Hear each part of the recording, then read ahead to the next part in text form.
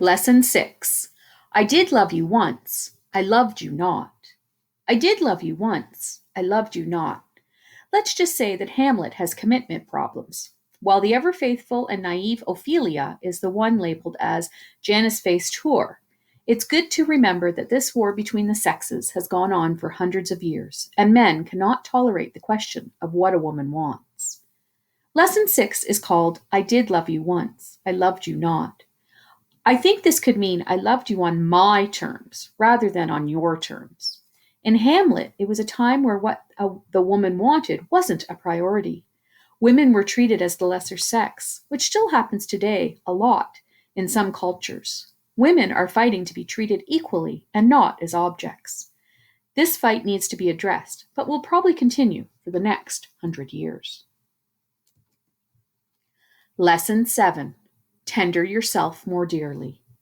Tender yourself more dearly. Polonius's seemingly affectionate paternal advice circles around the valuation of his daughter Ophelia as a commodity to be brokered on the marriage market. Lessons on money abound. Here and everywhere in Shakespeare, the language of love degrades into the language of commerce. In Hamlet's time, to be able to marry someone was what your family was able to offer as a dowry, along with the daughter being offered. The thought process in this time was the bigger the dowry, the better the quality of the woman, which might not have been accurate. In today's world, people with money want to marry others with money. Sometimes they are married to keep a legacy going, or even as a business transaction, and not about love whatsoever. Lesson 8. O shame, where is thy blush? O shame, where is thy blush? Hamlet accuses his mother of acting shamelessly in marrying his uncle, in rude haste after the death of his father. But the truth is, everyone in Hamlet acts shamelessly, and for us the moral of the play is the production of shame in its audience. Not too much, just enough. In Lesson 8, it highlights how no one in Hamlet feels guilty for their actions. It is left up to the audience to feel something rather than the characters.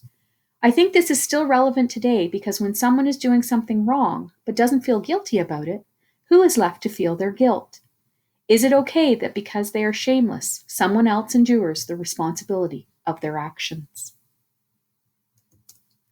Lesson 9. Stay, illusion. Stay, illusion. Illusion is the only means to action. The only thing that can save us in this distracted globe is theater. The only truth is found in illusion. Lesson number 9 says that the one thing that can save us from the distracted globe is theater. I think this implies that the only way that people can successfully address world issues is through media, or people will not listen. If you are not seeing it from a secondary source, it is questioned if it really is an issue or just fake news. Conclusion. What I am saying is, sure, Shakespeare is difficult to read sometimes, but the underlying lessons that it can teach us is far from irrelevant. In Hamlet, we learn lessons from our friendships, our actions, our intentions, and our histories and how it shapes us. While the extent of these lessons are quite extreme for today's world, the messages that Shakespeare wrote about in Hamlet are still applicable in our lives